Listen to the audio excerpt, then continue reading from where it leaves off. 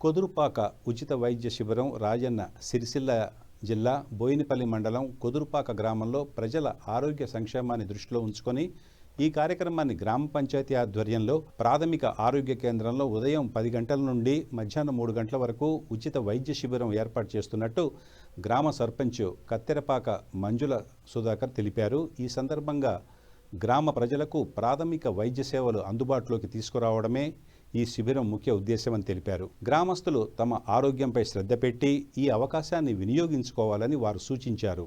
ఈ వైద్య శిబిరంలో నిపుణులైన వైద్యులు పాల్గొన్నారు। రక్తపోటు, షుగరు, హిమోగ్లోబిన్, గుండె సంబంధిత పరీక్షలను పూర్తిగా ఉచితంగా నిర్వహించారు।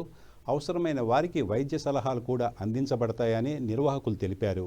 గ్రామ ప్రజలు పెద్ద సంఖ్యలో హాజరై ఈ ఉచిత వైద్య శిబిరాన్ని సద్వినియోగం చేసుకున్నారు। బోయినపల్లి మండలం కొదురుపాక గ్రామ ప్రాథమిక ఆరోగ్య కేంద్రంలో ఈరోజు మెగా ఉచిత వైద్య శిబిరం నిర్వహించడం జరిగింది।